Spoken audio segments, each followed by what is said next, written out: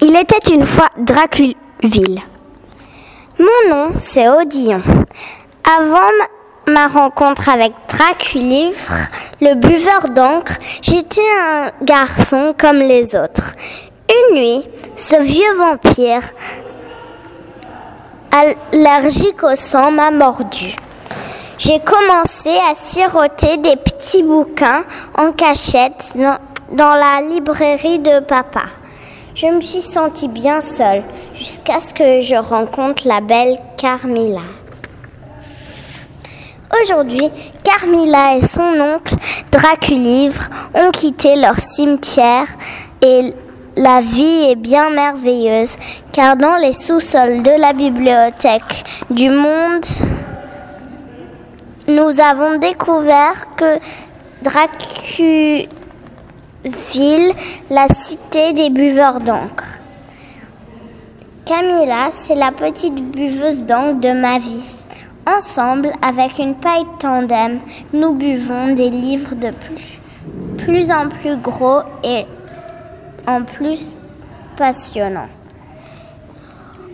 À fur et à mesure que l'encre passe dans notre paille, puis dans notre ventre, les pages deviennent blanches. Il faut sans arrêter trouver de nouveaux livres. Quand on habite sous la bibliothèque la plus grande du monde, ce n'est pas très difficile. Oncle Draculivre trouve que nous sommes trop gourmands. En ce moment, nous buvons un énorme bouquin de contes. C'est Camilla qui l'a choisi, parce que les romans d'aventure, ça commençait à l'ennuyer. Moi, les contes, ce n'est pas ma tasse de thé. Il n'y a pas assez d'action. Bon, quel conte allons-nous avaler maintenant? M'a demandé Camilla, les yeux appétissants.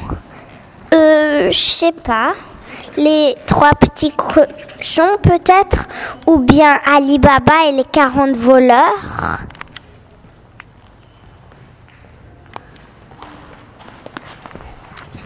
Non, on les a déjà bu. J'ai plutôt envie de goûter à Cendrillon, à la Belle au bois dormant ou encore à Blanche-Neige.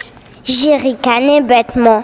Ouais, rien que des histoires avec des princes charmants. Et alors, il n'y a pas que les aventures et les bagarres dans la vie. Il y a aussi les sentiments et les histoires d'amour. Je le savais bien. Cependant, moi, les histoires d'amour, je les préfère en vrai, comme celle que je vis avec Carmilla. Et si nous lisons un conte un peu plus mouvant, c'est-à-dire... J'ai fait mine de réfléchir, mais j'ai déjà ma petite idée. Je sais pas, moi, avec un ogre, une sorcière ou un loup. Il y a une sorcière dans Blanche-Neige. Oh, tu parles. C'est aussi une reine. Et puis elle est nulle. Elle se fait piéger par des nains. Carmilla a soupir. Je savais qu'elle pensait les garçons sont stupides et j'étais un garçon. Bon, ton idée c'est quoi? C'est-elle impressionnante? Il y a un conte qui me fait peur à chaque fois. Allez, dis-moi.